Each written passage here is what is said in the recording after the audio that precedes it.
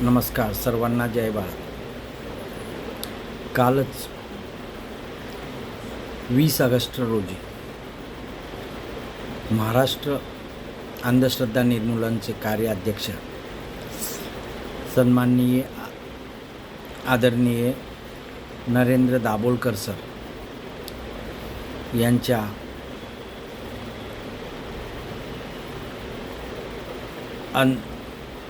पुण्यतिथी निमित्ताने आम्ही एकत्र आहोत.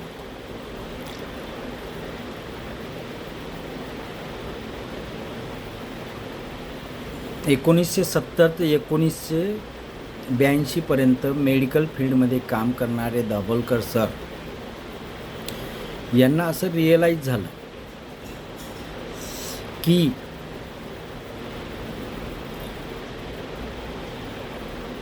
बहुतेक लोकांना मेडिकलची नाही तर त्यांच्या मानसिकता रिपेअर करण्याची गरज आहे. म्हणून ते अंधश्रद्धा निर्मूलन या संघटनेशी जुडले आणि त्यांनी काम जोरात सुरू केलं. आणि 1989 साली महाराष्ट्र अंधश्रद्धा निर्मूलन ही एक संघटना तयार केली. मित्रांनो, कालही मी तुम्हाला तेच सांगितलं की नरेंद्र दाभोलकर यांची पुण्यतिथी मनवण्याचा कधीच विचार करू नका.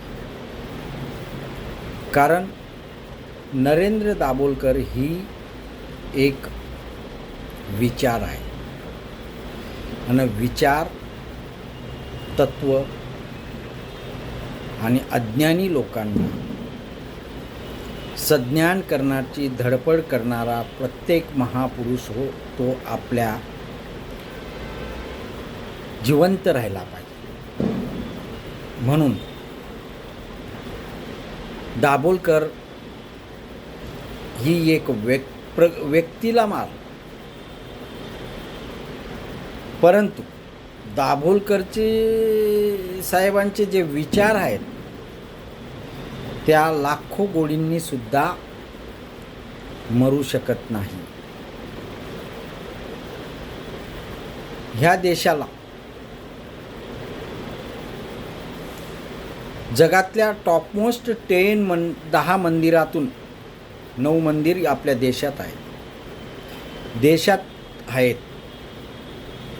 जगातल्या टॉपमोस्ट 10 मस्जिदीतून 3 मस्जिद ह्या देशात आहेत.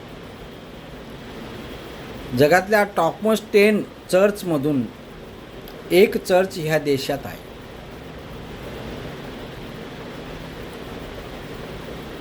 हे टॉप 10 मधले बोलतोय. आणि मित्रांनो, शिक्षणाची परिस्थिती जर आपण विचार केला तर भारतातली एकही युनिव्हर्सिटी टॉप 100 मध्ये नाही.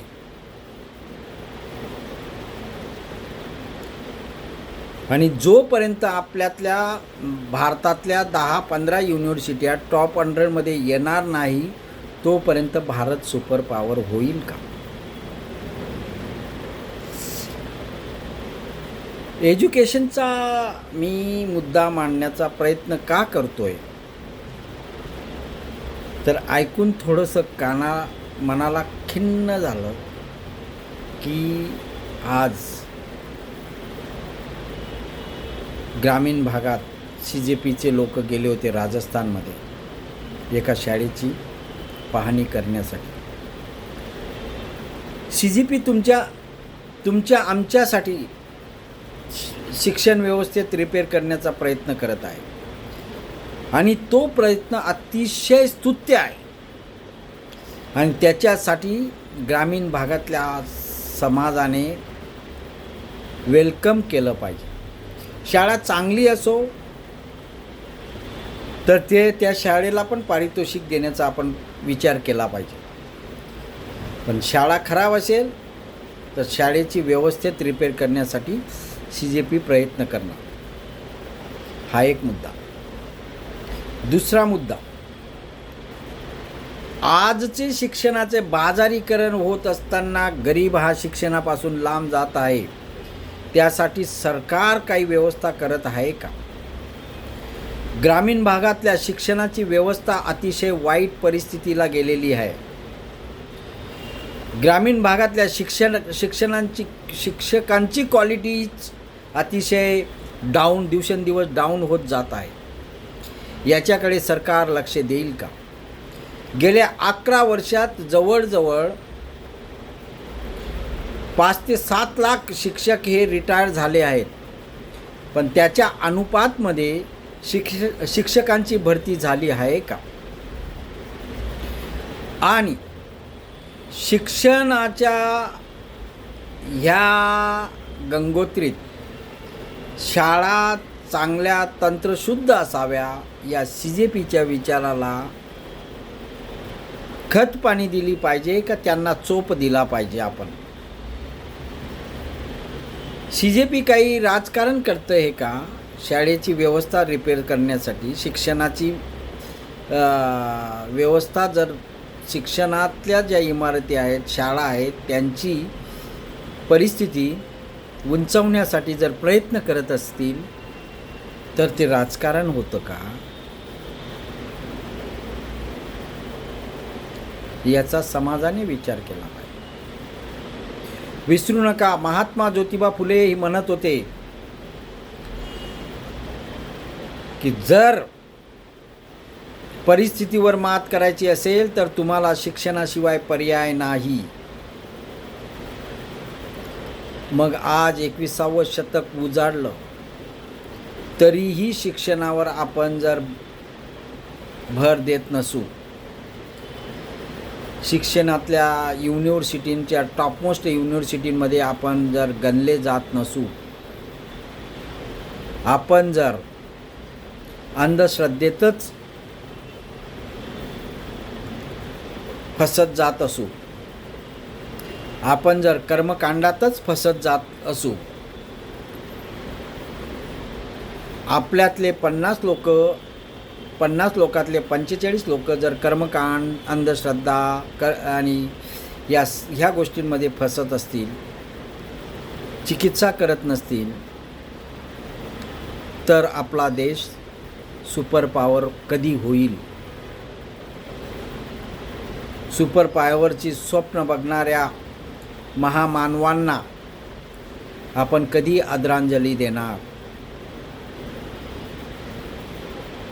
मित्रांनो, खऱ्या अर्थाने समाजाला कर्मकांड, अंधश्रद्धा या गोष्टीपासून जर लांब न्यायचं असेल तर समाजाने शिक्षित होणं, सज्ञान होणं, तर्कबुद्धीचा अवलंब करणारा तेजस्वी आणि सुज्ञ होणं गरजेचं आहे. लक्षात ठेवा, समाजाचा, स्वतःच्या परिवाराचा उद्धार करायचा असेल तर शिक्षणाशिवाय तरणोपाय नाही. म्हणून मित्रांनो, जीवनात जर सर्वात पहिले कुठल्या याला महत्त्व द्यायचं असेल, कुठल्या संकटांना तोंड द्यायचं असेल तर तोंड द्या, पण शिक्षणापासून आपल्या पाल्यांना दूर नेऊ नका. शिक्षण हीच खरी तुमच्या जीवनाची गुरुकिल्ली आहे, उद्धाराची गुरुकिल्ली आहे. एवढं बोलतो आणि थांबतो. सर्वांना जय भारत.